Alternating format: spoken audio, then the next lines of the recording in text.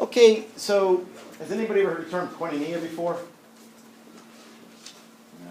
You have? Yeah. Okay. Do you know what it is? Not exactly, but like there was a retreat at our school in high school that was called Koinonia. Really? Sophomore retreat, yeah. Okay. Well, it's community, so Yeah. that's it's very aptly named. Okay. Anyway, I'm trying to give you a little bit of different approach to the human person. Okay, so we're talking about the self yet, and even though we had a little bit on Augustine and such, and maybe talked real briefly, maybe about Plato, Aristotle, I can't recall yet, but we were kind of like leaning really towards the individuals who thought it was personal identity, from Locke on through. And I'm trying to give you a little bit fuller understanding. We're going to have a discussion next week on an African understanding of the human person, and I'm trying to show you, perhaps with today, that that's not as unique as maybe we understand it. It's good. So this would probably, full disclosure, be a lot closer to my understanding of the human person.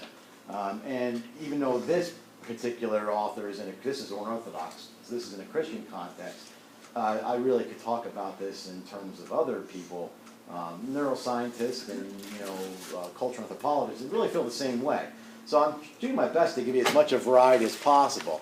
This is a priest, by the way, Father Jean Zizioulas, an Orthodox priest.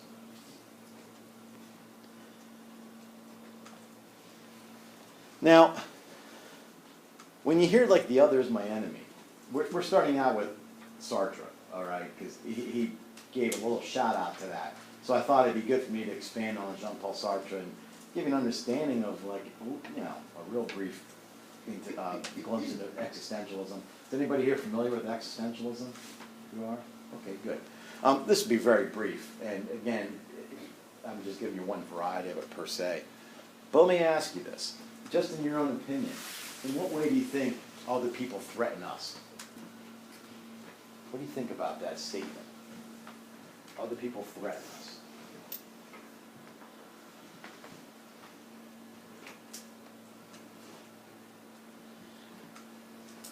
How about competition? Anybody like in sports? Is your success threatened by the other people? What do you think?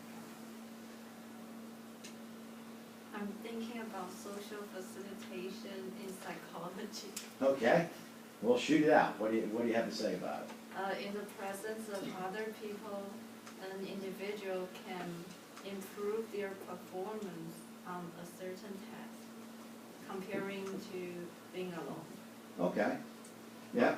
That has something to do with the personality, right? I mean, there are some people you could probably put in a room and they're perfectly fine. Other people, they excel, like in other words, almost like in is it in dog racing? Don't they have the rabbit goes out, ahead of them in the track? Even in auto racing, sometimes there's a pace car and stuff. But there's something to it. I mean, if you want to talk like in economic terms, in very capitalistic terms, a certain competition is going to come at the expense of somebody else's loss. It's not that it's a zero-sum game, I understand that. But if two people are competing, selling the same product, one will try to achieve success over the other. At least that's how, especially if the market's limited, right? I mean, without expanding too much, I think that's generally true. Even if you wish the other well. If you race, like if you're in track or field or such, you might push yourself. So something, you'll run faster if you're in a heat that's faster. But even that being said, you still have to win at somebody else's expense. Maybe on a certain level, even we could say psychologically, we understand that, the other person is our enemy. To that degree, we wouldn't call them that way. Unless, if you really were into a particular sports, you almost want to destroy the other team, right? That type of thing. And you could almost have a spirit that, it's almost like your adrenaline is flowing, let's say it like that. Let me see though, what else?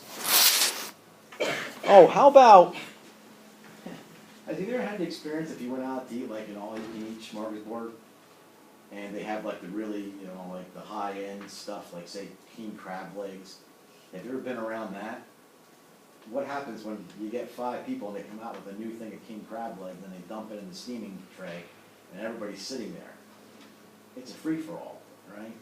I mean, I hate going to smorgasbords. Every once in a while we go because it's nice to have the variety, but I always feel guilty because of all the food that's there.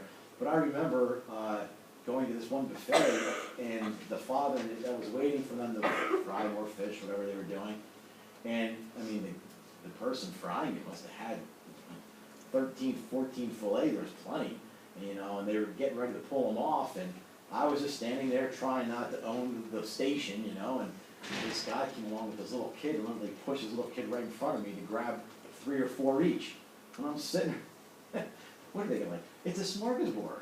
If they run out, they just make more. I mean, we're not gonna starve to death here.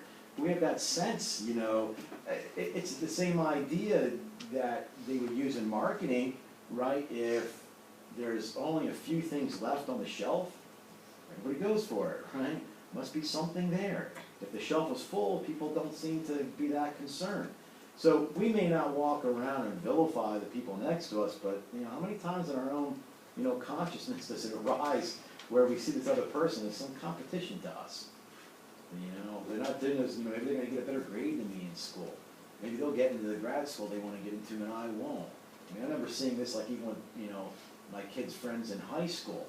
If one got into like Colgate and the other one didn't, the other one thought they didn't get in there because of them. You know, like somehow that was the spot, it was them, that type of thing. So, you know, we often see this in terms of competition. We'll get to like what exactly Sartre might have meant with the whole thing per se. What about your right to be happy? What do you think it means, like, okay, in the United States, for if somebody says you have the right to be happy, what would that mean to you? What do you think? In this writing, they talked about like how in America we have like an individual view of happiness, so therefore, like, since it's individualized, like the presence of other people like infringes upon that. Yeah. Yeah, I mean, you can come into some sort of agreement, right? It's very well put. You can come into some sort of agreement, but if your happiness, if they ever seem to like be impeding on your happiness, you know, they could become an enemy. That's what I like to do. You might have thought that with younger siblings, you don't want them to come along. You know, somehow their presence, you know, kind of like cuts in on your happiness. Again, it's not a zero-sum thing, but we often think in terms of, you know, this makes me happy. It's almost like my will being imposed on somebody else, and if you're going to come in on that, then you might be trying to really invade what my happiness could be. Anyway, anything else on that? Just some curious things. Okay. So when Sartre said that hell was the other people, first, what do you think he means when they say that our existence precedes our essence? What do you think that means? Like, you kind of put me into your own life. If you like have an essence before you exist, then you kind of are locked down to whatever your essence is. And then if your existence precedes it, then you kind of made your own essence. Okay. All right. Anybody else want to say that? So this is like the opposite, obviously, of essentialism. Okay, so you're born in what the existentialists would say is like total freedom. We don't really know if this is all true and such. There's a book by a guy named Steven Pinker's called, you know, The Blank Slate, and he's actually like going against it. You know, where you don't have this blank slate. That, you know, there are so many things that govern. In other words, it'd be nice to say that we are all just born, you know. How do you want to say this? I guess we have to watch how we use the word equal here. We're not all born equal, right? We have different levels of intelligence. We have different levels of creativity. We're all equal in terms of dignity. So if we say that we're fine. But if we're all born in terms of if we're going to say that we're all born with blank slates, then it gives the impression that all our talents and abilities have to be formed somewhere from that. So not always necessarily true, right? I'm trying to think of a couple of examples, and they really do it with twin studies and such. I wish I had it in my head, the story about these twins that were separated very early on in Germany. One was raised as a Christian in the Nazi regime, the other one was raised Jewish, and they both wound up in the United States at a particular university and found out how much they had in common. And I'm trying to think,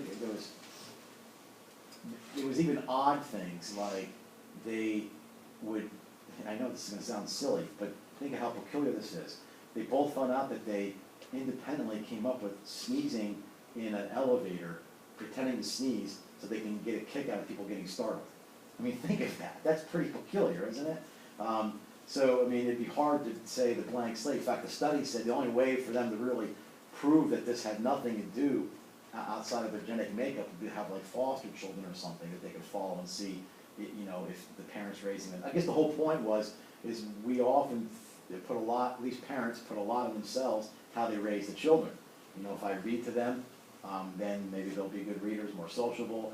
If I give them enough stuff to play with when they're young, clay and everything else, give them tactile things to handle, they'll have better eye-hand coordination, and go on and on and on.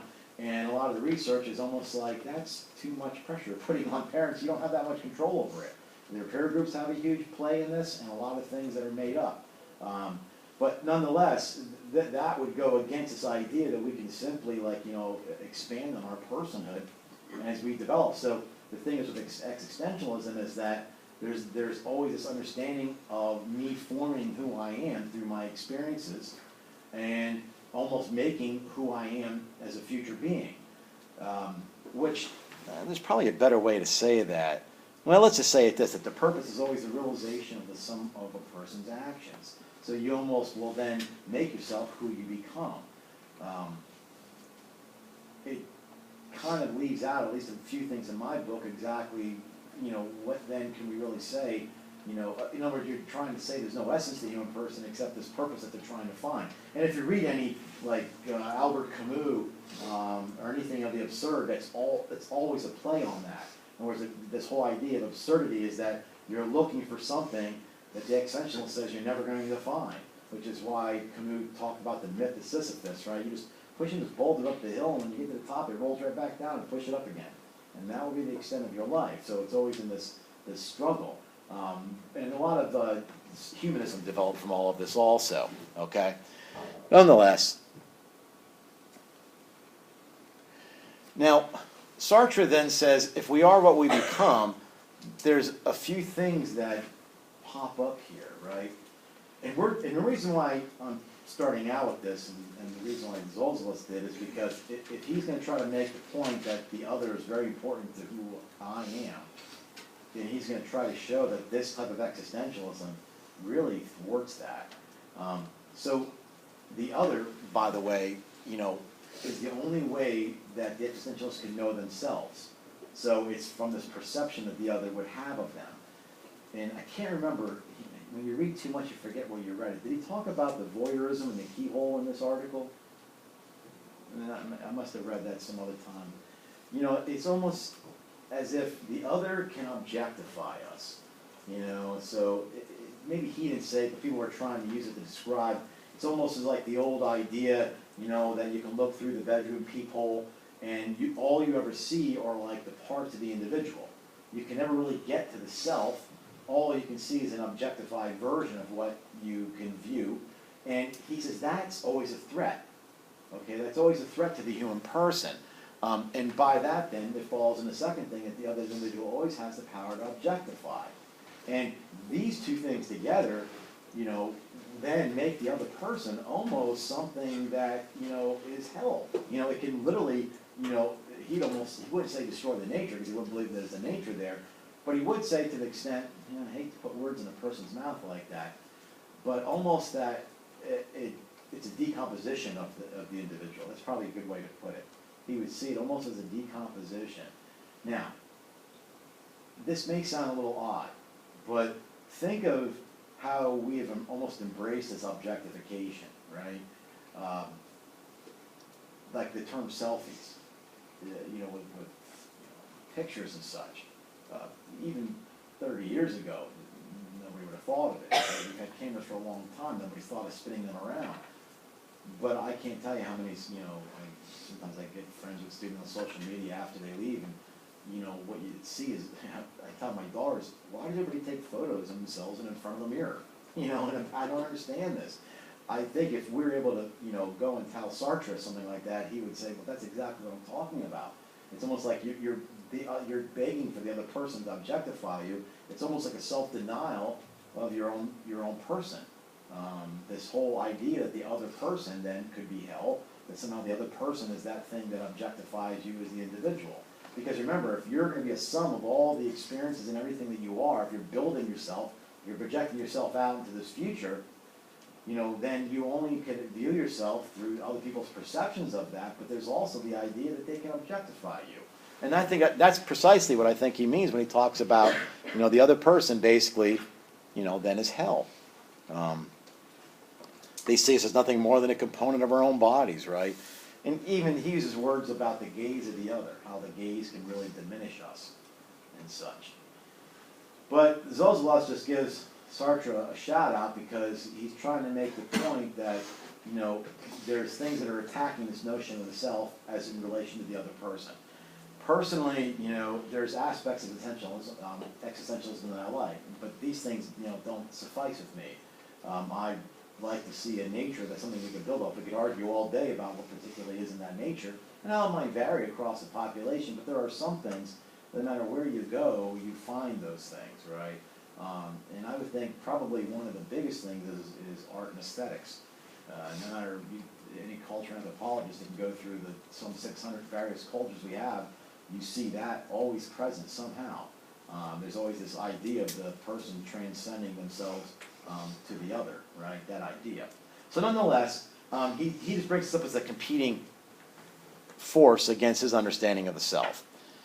So what he says then is that this almost discontinues the spontaneous self. He doesn't mean that spontaneous is then we could just simply be who we are. But what he means is these two things. He finds oftentimes that these get conflated. So you have diaphora and diaresis, this differences and divisions. And there's obviously differences between all individuals. But at what level then do they become divisions? Let me just ask you, it's a very general question, but I'd be curious. So where I grew up in a town where we had, very ethnic neighborhoods, you could see a lot of the, celebration of a person's ethnicity or race. But at what point do you think that turns into divisions between what unifies us? What do you think? How far do we go celebrating heritage and individuality to the point where it starts to erode our common humanity? What do you think? I feel like when you take it to like a nationalistic level, you like sort of take it to that extreme, like nationalism, and like you don't see the beauty in the culture, and you like sort of use it as like I'm better than you because I'm so nationalistic. Okay, I like that. Anybody else? It's almost like, so you go to a heritage or something like a Polish festival or whatever, you're there to appreciate the culture and see what's there. I guess when one culture starts promoting themselves over and above the other, like you said in nationalism, we could have some issues then from there. Let's see. Now, where he's going to go with this is he says when you start to conflate these two, this will then become the death of the individual itself. In other words, something gets lost in the whole translation. So conflation is death. Now, does anybody know what perichoresis is? Okay. Just like Augustine understood the self only in terms of God, and then only thought they could understand God in terms of himself, from a Christian standpoint, you're going to have a hard time disassociating yourself from the God that you image, okay? So if the imago Dei, being made in God's image, has any sort of meaning, then you need to know something about the God that you are imaging. So perichoresis is, circumcision would be like the Latin term. It's the inner life of the Trinity.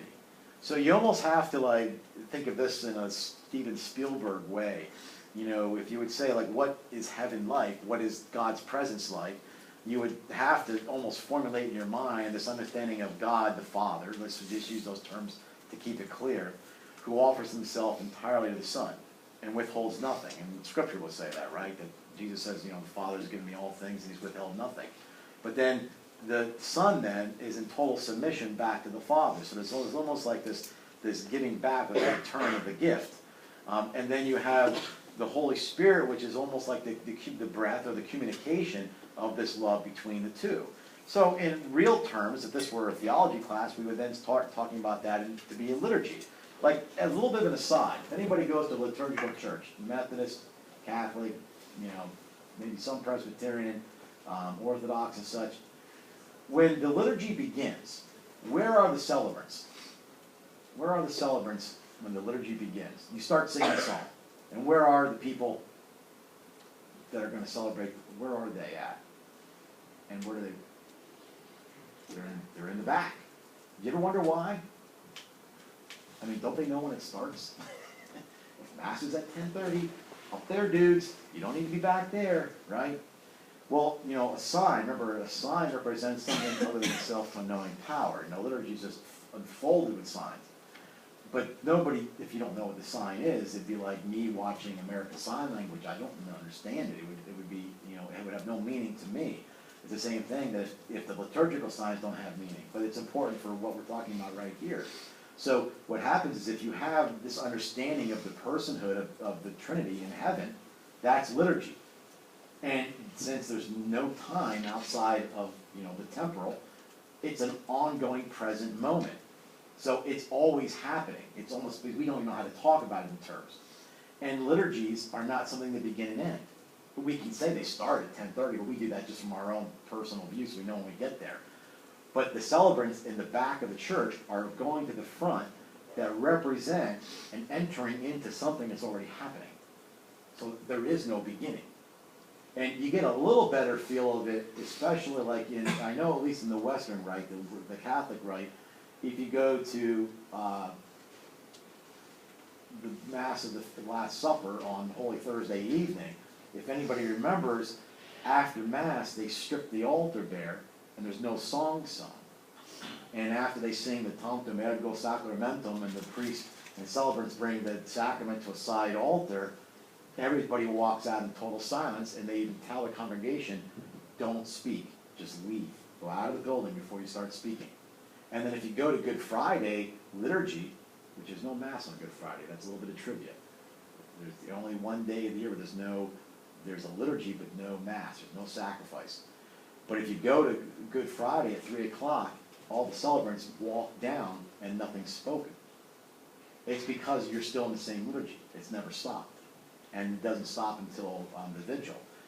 So this understanding then of communion between the Father and the Son and the Holy Spirit is a liturgical notion that Zizioulas is trying to say. This is, if a person is made in Imago Dei, in image of that, then relationality and communion, koinonia, is not something added to their nature. It is their nature. In other words, you can't have an individual alone, ever.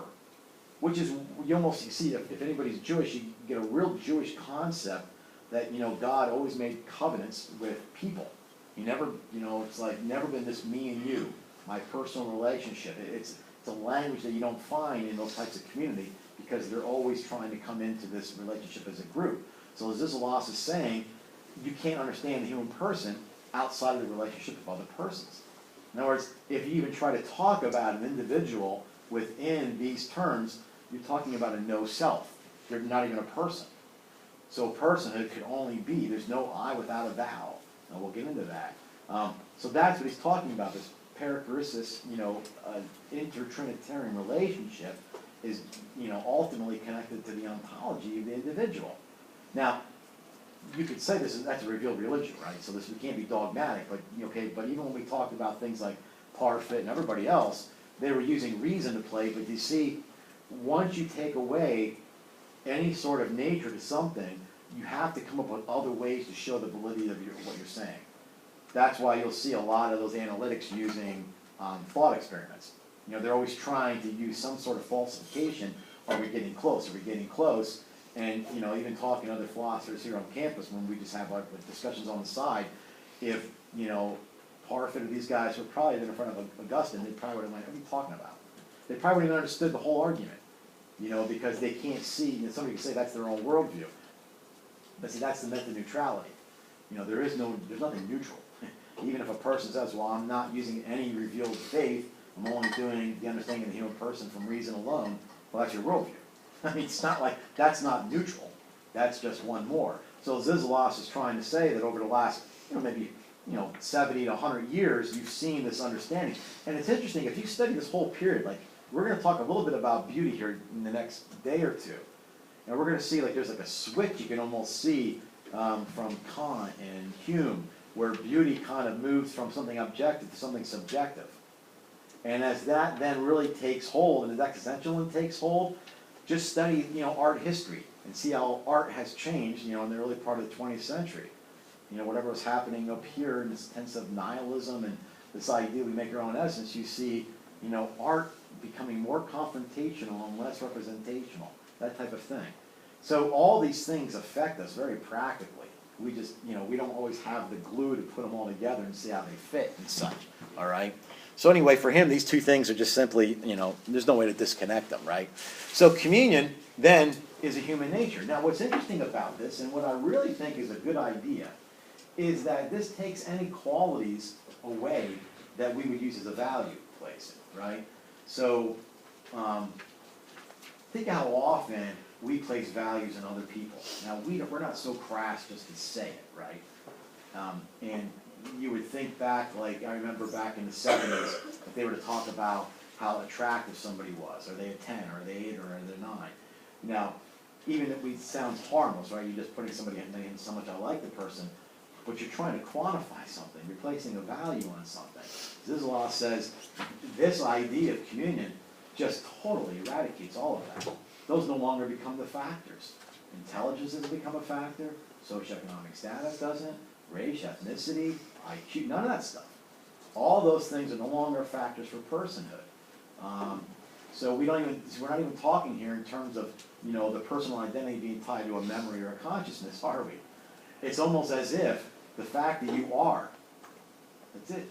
The fact that you are and that you are a human, that alone gives you dignity outside of all these other values, which makes the argument, even thinking of bioethics, a little bit different, right? Because you have a harder time making an argument, is somebody there or not there? It doesn't quite fit the same type, because if they exist and there's personhood, then by virtue of the communion, anybody ever heard the term John Locke? I don't think John Locke. It's going to come to me now. My mind went. What is the guy? I can say the poem. I can't say his name. No Man is an Island. It was an opening for Whom the Bell Tolls, but that's not where it's coming from. And he was I think a 16th, 17th century Presbyterian minister. It'll come, John Donne. That's it. I knew it was John Donne. The poem kind of goes that no man is an island, entire of himself. Every man is a part of the continent, a piece of the main. Every man's death diminishes me, for I am involved in mankind. Therefore, sin not for whom the bell tolls, it tolls for thee. Right? So this idea that when the bell tolls, wonder who died, he's saying you did. Because that person is intimately connected to you. So that's, on a certain level, it's a refreshing understanding of the human person, but you almost need like a dogmatic backing for it, okay? You really can't get to it in the same way. Some people that bothers, not me. So, sine qua non, anybody know what that means in Latin? The sine qua non? It's a that without which, right? So, the whole idea is that there's no person without this unity. They're the same thing. You could see the contrast this is going to have with humanism and existentialism, even if there's some good things in there. I was reading about an existentialist psychotherapist, and I would love to talk with her, and I'm just trying to think, like, how far can you go with that? At some point, you're only going to start affirming certain values in the individual. And then, if that's perfectly fine, you might say, but then if that person's values come into conflict with somebody else's values, this is where Zizioulas says we're going to have issues. Because the minute that whatever it is to your happiness, there's going to be values that you're going to place and say, this is part of my happiness. But who knows? I mean, you guys are going to all be in jobs and such. Who knows? You're lawyers, you're doctors, you're in business, you're in real estate. Who knows? You can't think that there's not going to be some inner competition between you and the other person. Who got that particular internship? You know, who got the, what do you want to say, the commission on that particular cell, even though you might have worked it a little bit, that person got it. There's always that sense that the other person then becomes some sort of obstacle to your own happiness and such. This almost like thwarts all of that. And it almost sounds like, if you take it to the nth degree, it almost sounds like you become a doormat, but those things no longer become important for your own sense of value, because there's nothing that can be quantified there. It's almost, the closest thing I could think in my head is a really genuine parent-child relationship, right? Because I think it's one relationship that we still have in our minds, and a good, genuine one, where there's no way that, I hope not, I've seen it, where the child becomes a competition with the parent. It's almost as a parent would be more than willing to spend the rest of their life, you know, being unnoticed, as long as that child gets what they want. You know, what's good for them, let's put it that way, that type of thing. All this does is it takes that same understanding and just spreads it through all community. So think of how this would affect people's understandings of, you know, issues of race and socioeconomic and immigration. It would change all of those things, right? Because you couldn't get a clearer understanding right now with some people who find immigration as a competition, right? They're going to come do this, they will take this, now it's going to cost us this. Even other things, like, do you remember, this is like a real obscure bioethic one, do you remember Octomom? She had 8 kids, right? When that first came out, the biggest problem everybody had with it, who's going to take care of these kids?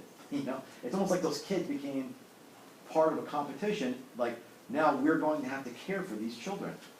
What is she thinking? The reality was, if you read, for whether you can like it or dislike it, in vitro fertilization, you know, they will fertilize more than 1 or 2, you know, eggs in order for which ones might take or how many we take, and they will maybe, you know, insert 3, 4, and then the other ones could be cryogenically frozen. She refused all of that and said, "I want them all," and they took. You know, now you can argue about whether that's good or bad, but nobody was arguing about that. Everybody was arguing about how much these damn kids are going to cost us now in the welfare state. What are people thinking? That kind of stuff. So these are always things in the back of our heads, but what we don't put together, and that's what the last part of this course is supposed to illustrate, is that these all stem from the understanding of the self. You know, if you could start with an anthropological understanding of, like, who are we? You know, again, the simple words, you know, well, I think, you know, it just in those simple words, the I is an unidentified self that most people could not really articulate, and no, I know, or I think, what do you mean? We've had enough epistemology in this class to know that that's not one thing, but we just move on from all that stuff, right? So I think the understanding of the self is pretty important, nonetheless. Okay, so personhood and koinonia. Now, I didn't want to bring up Martin Buber, but he's the one that's famous for the I-thou relation. But what he's trying to get from this is that all our interpersonal relationships, this understanding of person transforms all of that. You'd almost have to think in terms of like a Mother Teresa or Dorothy Day or Gandhi. Pick whatever figure that you can have in your mind that is just extraordinarily generous with themselves. And he's saying, just by the nature of the human being in koinonia, this is how we should have relations with all people. Could you imagine that? In my view, it'd probably be like living in a world where everybody had Down syndrome. They're just genuine, right? Anybody knows anybody with Down syndrome, they hug you, they say they love you, and they mean it. And you don't really think there's ulterior motives. You know, could you imagine if we were able to, you know, we all have that extra chromosome?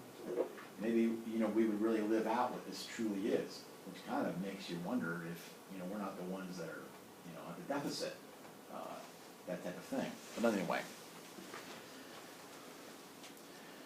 So he says what we got to watch is that we don't try to accentuate our individuality, which is important, right? I mean, we don't get absorbed into the whole.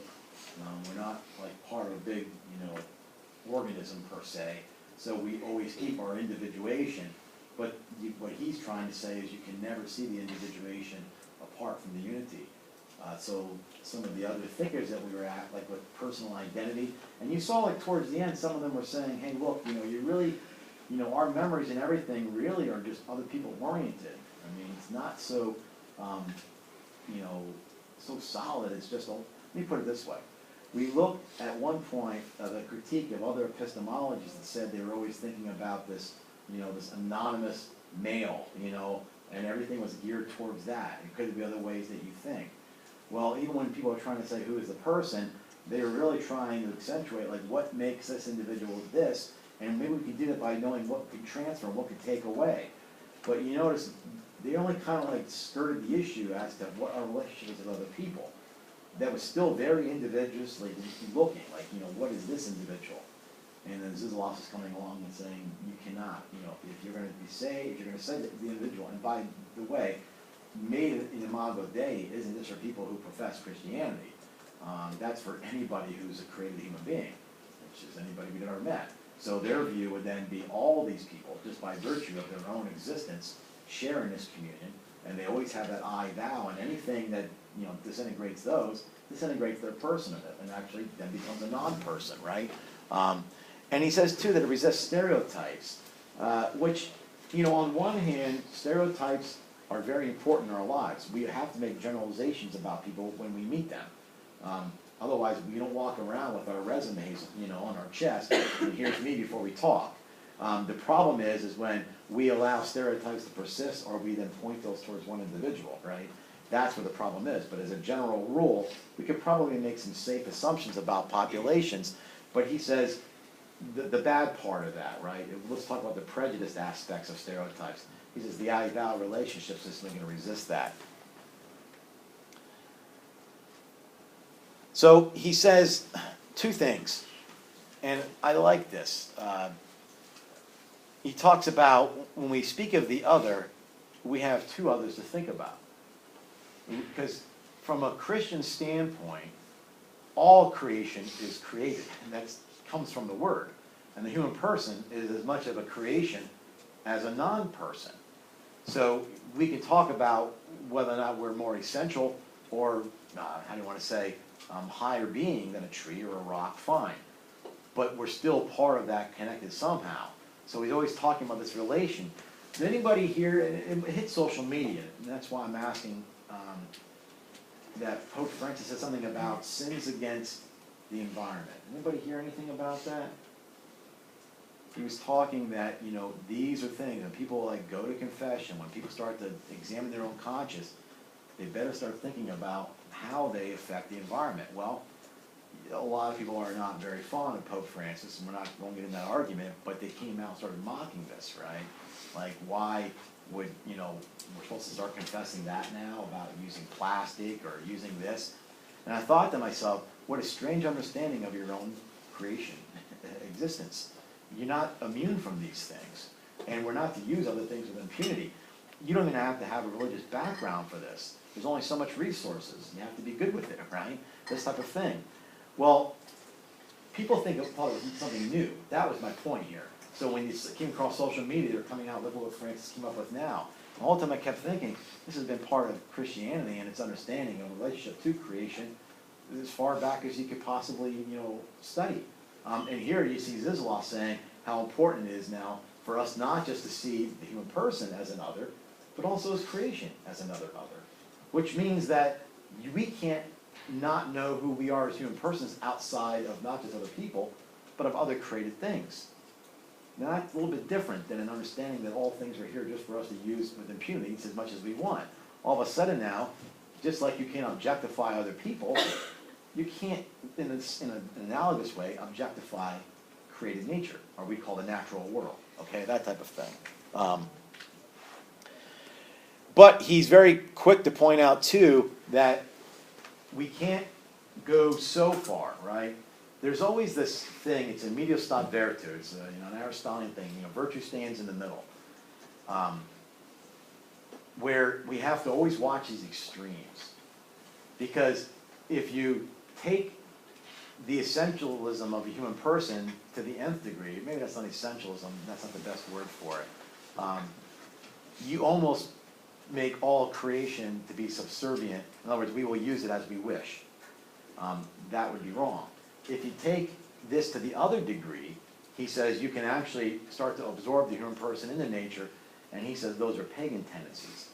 But you know, this is the thing too, is even Zizioulas would say, even though that's an error, aren't they at least onto something?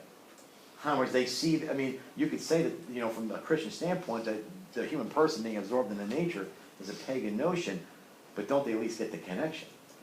And that's lost on a lot of people who are professed Christians, who don't see the connection. So he's saying you have to watch and balance these two. Again, in medio stat vertu. Which then brings us back to this thing, and the last part of this, is that we have to find ways to accentuate our differences and be proud of those backgrounds and our ethnicities and our cultures and races without allowing those things to become divisions.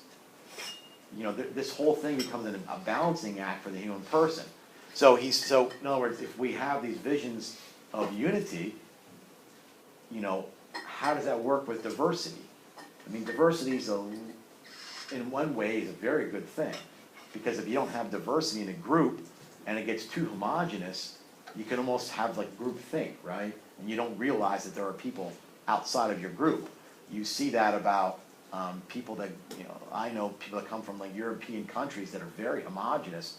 Even the United States is like a shock for them.